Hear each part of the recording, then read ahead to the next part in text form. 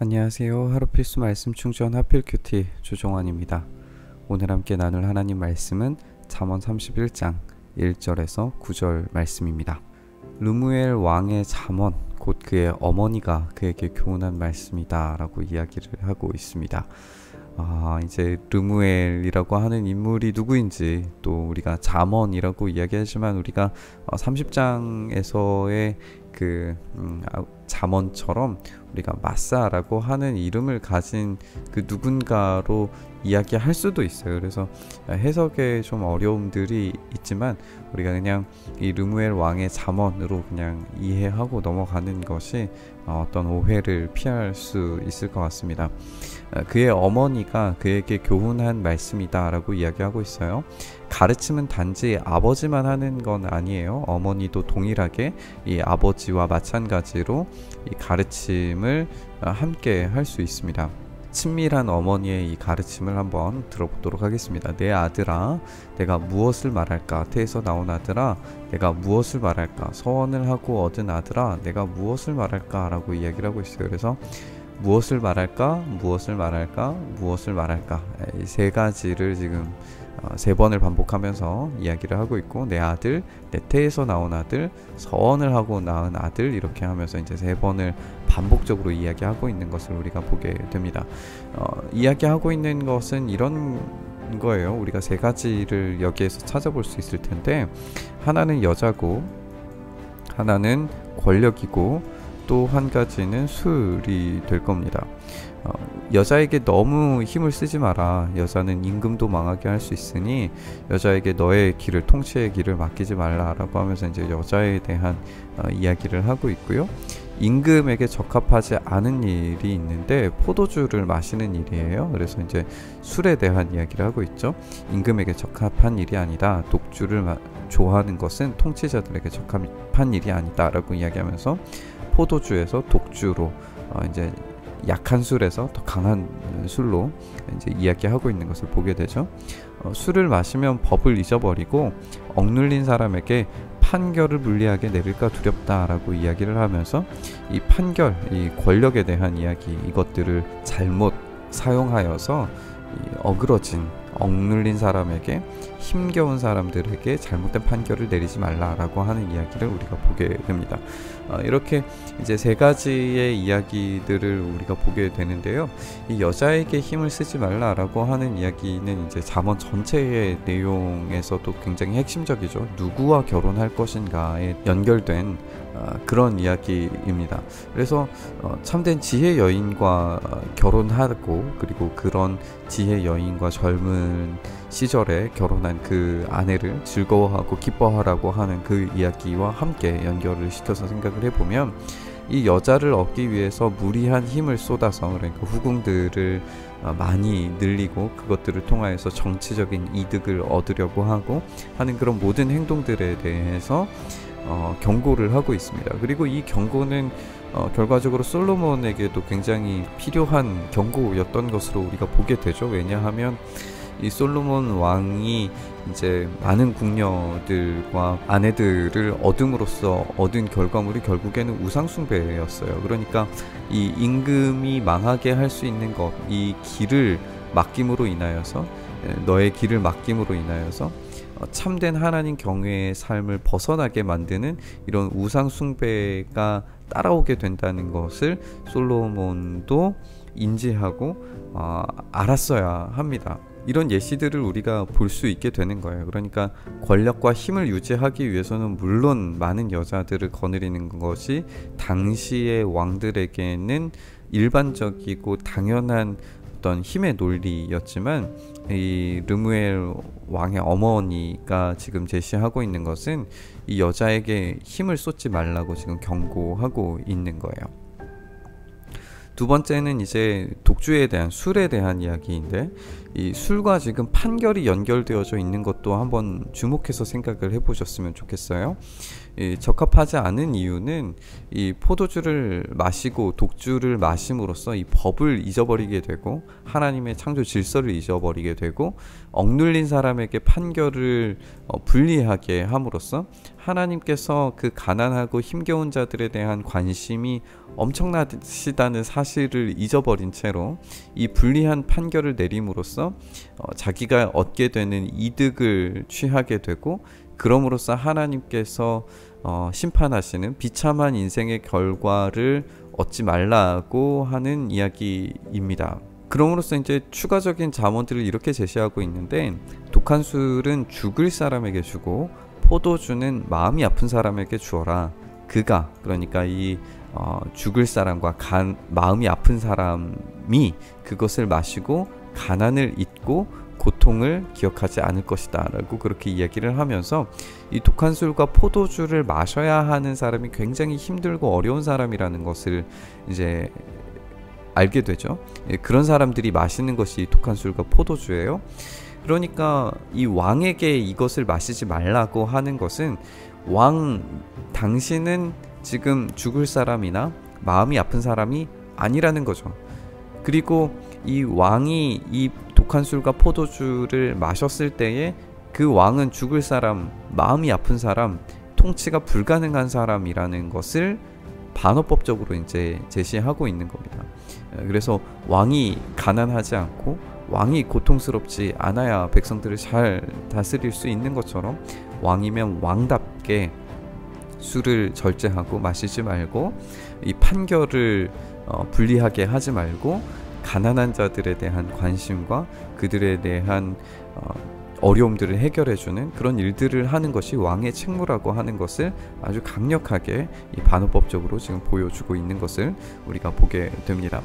이어지는 잠언도, 너는 벙어리처럼 할 말 못하는 사람과 더불어서 고통 속에 있는 사람들의 송사를 변호하여서 입을 열어라 라고 이야기를 하고 있고요.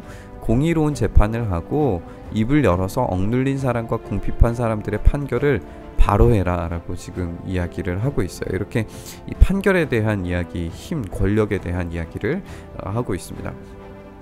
살펴본 것처럼 이 르무엘 왕의 어머니가 제시하고 있는 이 세 가지, 여자와 권력과 술에 대한 이야기였습니다. 그리고 이 세 가지가 다 연결이 되면서 어떻게 하면 하나님께서 주신 제공하시는 창조 원리에 따라서 살아가는 그런 왕의 통치를 이루어낼 것인가에 대해서 잘 연결시키고 있는 것을 우리가 보게 됩니다.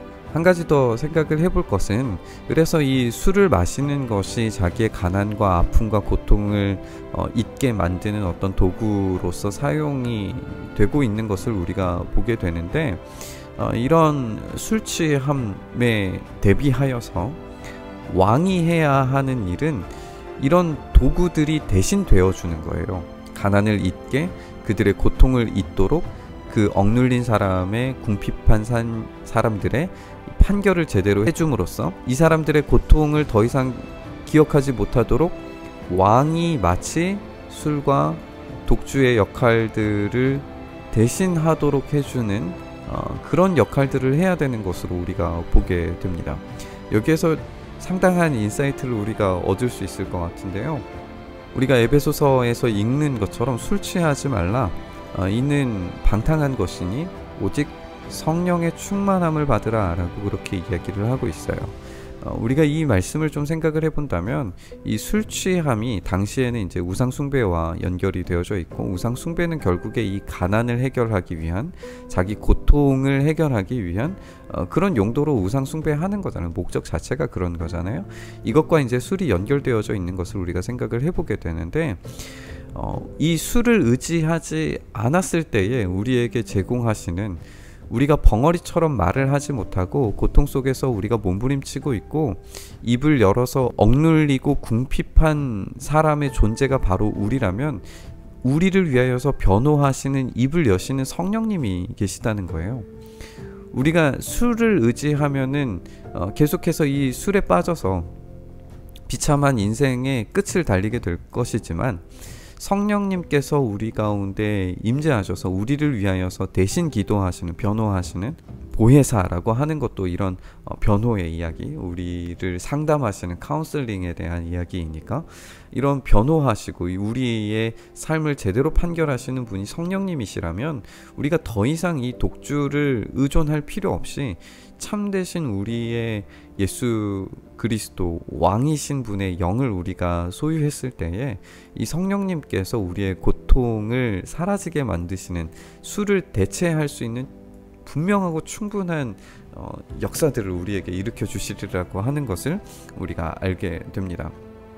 또한 반대로 우리가 바로 그 성령의 충만함을 입어서 왕같은 제사장으로서의 역할을 감당할 때에 우리가 이전에는 벙어리처럼 할 말 못하고 억눌리고 궁핍한 사람이었지만 성령님의 능력으로 말미암아서 그 가난한 자들에게 왕같은 제사장으로서 그들이 술과 독주를 의존하지 않으면 살아갈 수 없는 그 인생을 이 성령님을 소개하고 예수 그리스도를 소개함으로써 그들에게 제대로 된 변호와 인생의 변호와 그들의 어려움들을 해결하실 수 있는 하나님의 창조 원리를 그들에게 제시할 수 있는 진짜 왕적인 제사장의 역할을 감당할 수 있으리라고 하는 이야기로 오늘 이 본문을 확장시켜서 한번 묵상해 보면 참 큰 은혜가 있는 것 같습니다. 오늘 이렇게 말씀 묵상한 것처럼 우리가 술 취함과 또 여자에 대한 이야기들을 종합해서 우리가 예수 그리스도와 함께 그리고 성령님과 함께 이 모든 것들을 구성하시는 만들어내신 이 하나님 아버지에 대해서 우리가 생각을 해본다면 이 창조 질서 아래에 머무는 삶이 얼마나 복된 삶인가.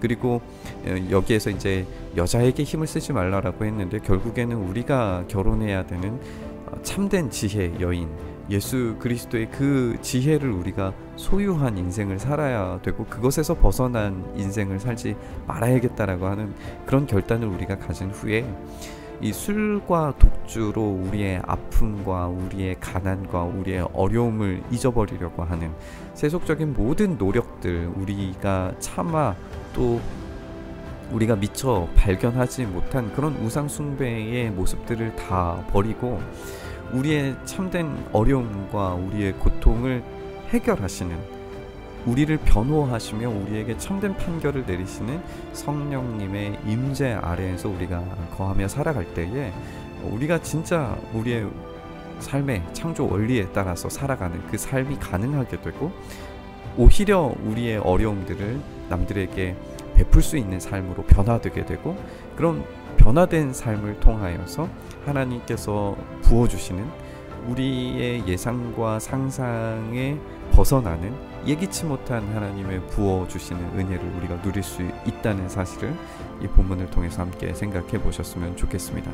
이렇게 우리가 창조 원리에 따라서 이 잠언이 이야기하고 있는 이 큰 틀과 흐름에 따라서 이 본문을 묵상해 보시고 그리고 우리가 예수 그리스도의 영 성령님과 함께 더불어 사는 인생의 놀라운 은혜를 우리가 생각하면서 이 본문 함께 묵상해 보셨으면 좋겠습니다.